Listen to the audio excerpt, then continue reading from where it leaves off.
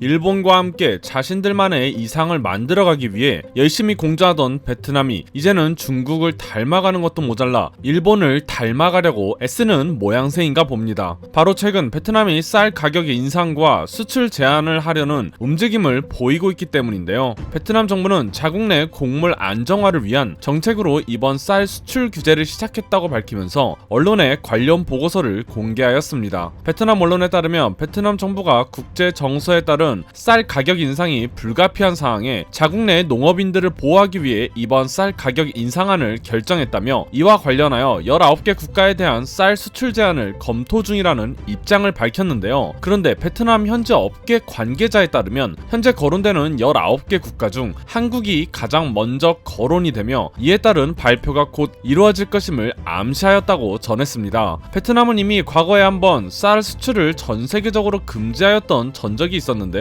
그때는 대유행에 따른 생산량 감소로 인해 전 세계적으로 금지하였다면 이번에는 한국을 첫 번째 국가로 지정하며 그 의도가 빤히 보이는 전략적 수출 규제라는 것에 큰 의미가 있다는 것입니다. 이러한 베트남의 최근 행보를 보면 한 국가가 떠오르는데요. 근래 들어 베트남과 일본이 서로 형동생이라고 부르며 굉장히 돈독한 모습을 보여온 것에 일본이 한국에게 실패했던 반도체 주요 소재 수출 규제와 같은 일을 베트남이 되풀이하는 것이 아닌가 하는 생각이 들기도 합니다. 과거 일본은 한국을 자국 내 화이트 리스트에서 지우며 한국에 대한 반도체 핵심 소재 부품 장비를 규제하였었습니다. 일본은 반도체 강국인 한국을 압박하기 위한 비장의 카드 중 하나라고 생각하였죠. 하지만 그 이후 일본의 예상과는 달리 한국 경제는 타격을 받기는커녕 반도체 등에 필요한 핵심 품목의 대일 의존도를 현저히 줄였을 뿐만 아니라 오히려 소재 부품 장비 산업이 강화되는 성과를 얻어냈는데요. 오히려 일본의 수출 규제로 미리 수개월 이상의 차량용 반도체 안전 재고분을 확보해 놓았던 현대차와 기아차가 이번 전 세계적 반도체 공급 부족으로 인한 피해를 줄일 수 있어 큰 이득을 보기도 하였죠. 이번 베트남의 쌀 가격 인상과 수출 규제 또한 비슷한 맥락이 상당히 많습니다. 일본이 한국에서 가장 잘 나가는 물품에 대한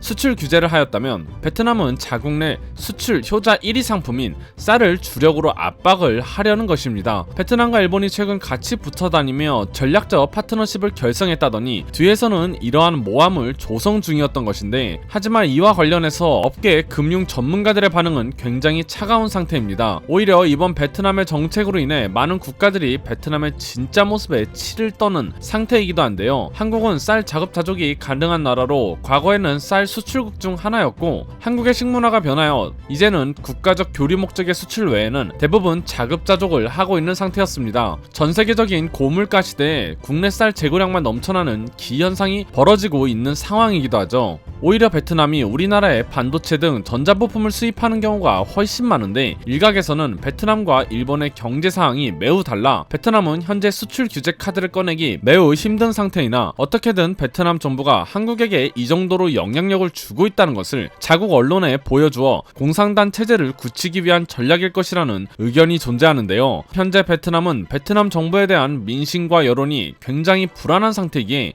이를 잠재우기 위한 전략으로 한국을 이용하는 듯한 모습으로 보여지고 있어 오히려 베트남이 얼마나 급하면 이러한 쇼를 보여주려는 것인지 안타깝기만 한 모습입니다. 오히려 이번 베트남의 규제로 인해 한국 기업들이 말하는 공산당 리스크가 크게 보여져 버린 지금 많은 외국 기업들이 베트남에 대한 의존도를 줄이기 위해 행동에 나설 것으로 보이는데요. 바로 베트남의 코스트코라 불리우는 창고형 대형마트 독일 메트로 그룹이 베트남에서 철수한다는 소식을 대대적으로 내보냈기 때문입니다. 기사에 따르면 메트로 그룹은 저번 중국에서 이미 95개의 소매점을 모두 철수하였으며 이번 베트남 사업 또한 철수하기로 결정했다며 공산권 국가에서의 사업은 큰 손실을 볼 수 있음을 기업들은 정확히 알고 있어야 한다고 전했습니다. 베트남은 현재 국제적으로 고립되어 가는 상황입니다. 그나마 베트남에게 손을 뻗어주는 국가는 일본뿐이지만 일본이 한국을 대기업들처럼 베트남에게 큰 투자를 해줄지는 미지수인 상황에 베트남으로서는 어떻게든 한국의 마음을 돌려야 하는 것이 가장